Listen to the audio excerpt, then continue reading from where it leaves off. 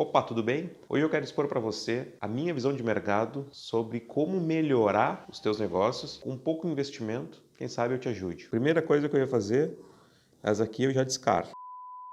Começando mais um vídeo, e se você não me conhece, eu sou o Daniel Cardon. Hoje eu quero te mostrar alguns princípios e conceitos que eu levo para a minha vida e que eu incluo também nos meus negócios que eu quero compartilhar contigo. Talvez você não saiba, mas eu me formei em administração de empresas pela PUC do Rio Grande do Sul. Me formei nisso. Infelizmente, em alguns países desenvolvidos, essa profissão ela é valorizada, enquanto que no nosso, infelizmente, não. Vai ver por isso que ainda somos atrasados. Mas a ideia não é falar sobre isso, vamos então ao que interessa. Afinal, como analisar um mercado e saber se ele vale ou não a pena? Vou pegar aqui um papel, uma caneta, vou desenhar para tentar ser mais objetivo possível e de repente você entender o que eu quero dizer. Bom, vamos lá. Nós temos que pensar da seguinte forma. Existem algumas coisas que a gente precisa levar em consideração. Primeiro, qual é a atividade que a gente vai escolher, né? Então nós temos, por exemplo, comércio. Não sei se dá para pegar muito bem aí. Nós temos serviço e nós temos indústria. O que a gente tem que fazer aqui? Primeira coisa é colocar os pontos fortes e os pontos negativos, vamos dizer assim, de cada um deles. Vamos botar pontos positivos e pontos negativos. Pontos positivos, então, aqui, no caso do comércio, vou pegar um outro papel. Primeiro ponto positivo, em comparação com os outros, é a facilidade da abertura da empresa. Então, facilidade de abrir a empresa. Desculpa o garrancho aqui, mas é para ficar mais fácil você entender. Depois nós temos, segundo ponto positivo é que você não precisa estar 100% na empresa. Então, não precisa 100%. Outro ponto, facilidade em escalar. O que seria isso? Primeira coisa, facilidade de abrir empresa, que seria, no caso, não ter tanta burocracia. Depois, a presença não precisa ser 100%, então você não precisa estar todo dia depois que a empresa já está andando, óbvio. A empresa anda sozinho, geralmente. E a facilidade em escalar seria, por exemplo, quer crescer a empresa, como você já tem uma estrutura, cria uma facilidade. E por fim, a gente tem aqui, de certa forma, um baixo investimento. Só que aqui, então, aqui fechou os pontos positivos. Agora vamos para os pontos negativos. O principal aqui, que é o estoque. Então, você vai ter que manter um estoque. Isso daqui é dinheiro. Depois, qual é o outro ponto negativo do comércio? É que o valor do teu produto, ele segue o mercado. Dificilmente você consegue colocar o teu preço sem analisar o quanto que o mercado está colocando nele. E por fim, o que a gente pode considerar é a inadimplência, que é o terror de todo empresário. Então aqui são os pontos negativos. Agora nós vamos para serviços. Então nós temos lá, vamos colocar aqui, ó, serviços. Qual seria o primeiro ponto positivo? Também a facilidade de abrir a empresa. Vou ter que fazer um curso de caligrafia. Depois, um ponto positivo no serviço é que você não tem estoque. Outra coisa muito interessante do serviço é que o valor, quem põe o preço do teu serviço é você. Então o preço é por tua conta. Tá aqui /valor. E aqui no ponto positivo do serviço a gente também pode analisar em comparação com o comércio, é que nós temos um risco reduzido, vou botar aqui um risco reduzido de inadimplência. E mesmo que você tenha inadimplência, você não colocou produto, no caso um comércio, ele além do produto, ele ainda perde na questão do custo da mão de obra. Nesse caso do serviço, uma inadimplência, ela vai te gerar, óbvio, um custo dessa tua mão de obra, porém você não desprender um capital em cima de um produto. Então, reduz um pouco esse teu risco. Quais são os pontos negativos? Vamos lá. Primeiro, depende 100% da ação humana. Então, se você ficar doente aqui, qualquer problema que a pessoa tem, o serviço você não recebe. Depois, ao mesmo tempo que é uma vantagem o teu preço, também tem um grande problema que é a dificuldade de mensurar esse valor. E aqui o teu cliente também, é difícil de você fazer com que ele entenda por que teu preço de repente é mais caro que o concorrente. Depois, nós temos aqui a necessidade de mão de obra qualificada, né? Então, vamos botar aqui qualificada. E agora nós temos a indústria. Então, vamos lá. Pontos positivos. Qual é o primeiro? É atender um nicho, né? Uma fatia de mercado. Fidelização do cliente. O que seria isso aqui? Por exemplo, diferente do serviço e do comércio, que tem uma fidelização,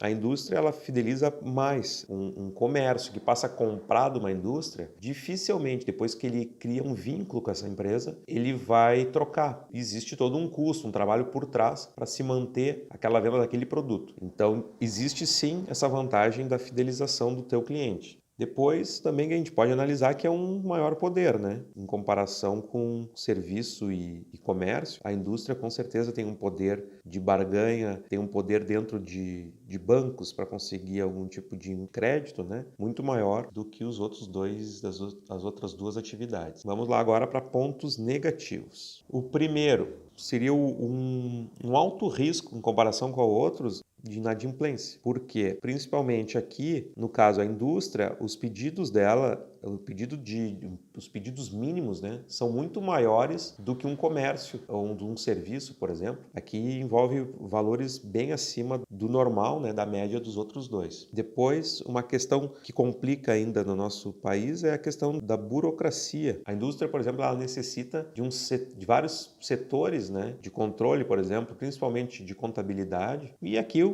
é óbvio que é o investimento. O investimento aqui ele é muito mais elevado das outras duas atividades. Bom, e aí o que acontece aqui se a gente for pegar e analisar essas três atividades? Já aqui, por cima, primeira coisa que eu ia fazer, essa aqui eu já descarto. Principalmente pelo investimento elevado e a burocracia. São duas coisas aqui que, para mim, eu não perderia tempo tentando fazer. A não ser para quem tem verba, né? Para quem tem bastante verba, vai, arrisca, não tem problema. E aí a gente fica com comércio e serviço. E aqui analisando a questão da indústria, eu posso até dizer assim, quem é que não tem um sonho de ser um industrial?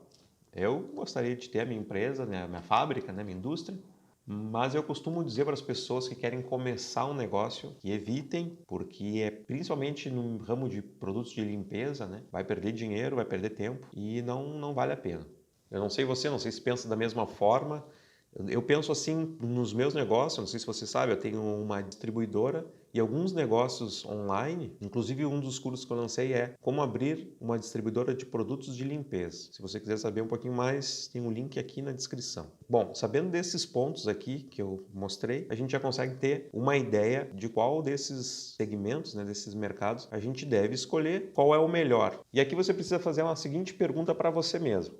Quando você for escolher, né, o mercado que você quer trabalhar, pense como teu cliente. Então, você realmente precisa disso? Então, por exemplo, comida. Todo mundo precisa de comida. Porém, você prefere ter um restaurante ou você prefere ter um mercado que venda comida? Eu, por exemplo, ficaria com o mercado, porque no momento de crise, a maioria das pessoas escolhem deixar de ir no restaurante, mas não vão deixar de ir no mercado. Porém, a gente também precisa saber que um restaurante tem uma margem de lucro bem maior do que o mercado, então aí uma coisa compensa a outra. Mas eu continuaria escolhendo ficar com o mercado. Uma dica que eu posso te dar também, que é interessante, é você procurar mercados que são menosprezados pela maioria da população. Então é você escolher aqueles mercados que não têm o status, que você não vai receber o status trabalhando nele. Então, por exemplo, quando eu resolvi trabalhar na área da beleza, não é porque eu sou um cara lindo, mas porque eu pensava 100% da população precisa disso, né? E com o tempo eu comecei a ver que financeiramente tinha um retorno muito legal, só que entrava na questão de eu ter que estar sempre lá, senão não recebia. Eu não podia nem ficar doente. E isso para mim teve um desgaste bem grande e eu resolvi que não era o que eu queria. E aí pensando dessa mesma forma, nessa mesma linha, foi quando eu tive o contato com os produtos de limpeza e que comprovei toda essa teoria de que a gente tem que buscar segmentos com pouco status e que tem um público grande. E aí as coisas, para mim, pelo menos, começaram a fluir. Como eu falei, esse mercado não tem status. O mercado de produtos de limpeza não tem status. Isso ajuda a barrar uma quantidade grande de pessoas, porque a maioria não quer trabalhar nesse tipo de coisa. Então a gente precisa pensar também, de repente eu vou te desenhar aqui, nós temos o mercado grande e, no caso, poucas pessoas trabalhando nele. E aí sobra dinheiro. E aqui também eu quero te dizer sobre uma outra coisa que seria quase o pulo do gato, que é com relação a não ter necessidade de tecnologia envolvida dentro desse mercado aqui. O que eu quero dizer com isso? Vou te explicar com um exemplo. Vamos pegar aqui lojas de celulares. Loja celular. Nós vamos ter, ela tem uma vantagem que é ser comércio, então legal. Nós temos a vantagem de ser, de certa forma, necessário. hoje em dia, né? Nós temos a vantagem de um grande público. Também nós temos aqui uma coisa que nós não temos no mercado de limpeza, que é status, mas nós temos aqui o grande perigo, que é a tecnologia. E por que eu digo isso aqui? Porque talvez a gente nunca sabe se daqui a quantos anos o celular não vai mais existir. E aí você pode dizer assim, ah não, Daniel, mas o celular vai existir para sempre. E eu posso te dizer assim, eu não confiaria tanto nessa afirmação. Sabe por quê? A gente já está no 6º ano seguido na queda de vendas, por exemplo, de computadores. Alguns anos atrás, se você dissesse isso, diriam que não, jamais, o computador valia muito a pena, é um mercado que vale a pena. E a gente pode pegar aqui exemplos também de quem vendia filmadoras, câmeras, mesmo sendo digitais, já perderam total o mercado em função do celular. Mas com certeza vai surgir alguma tecnologia, talvez em breve até, que substitua o celular. E aí muita gente vai perder dinheiro. E é óbvio que outras vão ganhar, vão surgir novos mercados. A única coisa que eu estou querendo te dizer é, eu não apostaria nesse tipo de mercado quando está envolvido muito com tecnologia. E a ideia é tentar te ajudar, é óbvio, porque é para te dar a dica, porque os mercados vão existindo, só que quem quer empreender, às vezes acaba não pensando. E isso eu estou falando principalmente para as pessoas que têm menos dinheiro para investir e que precisam também pensar dessa forma, porque senão vão perder tempo, como eu falei, e o pior é o dinheiro, né? A esperança de melhorar a sua situação. Então, para finalizar aqui, a dica que eu te dou é foque num mercado que tenha pouco status, que tenha um público grande e que principalmente seja necessário, tá certo? Se gostou desse vídeo, deixa um like. Se você ainda não é inscrito, se inscreve no canal e nos vemos num próximo vídeo. Até mais, um forte abraço.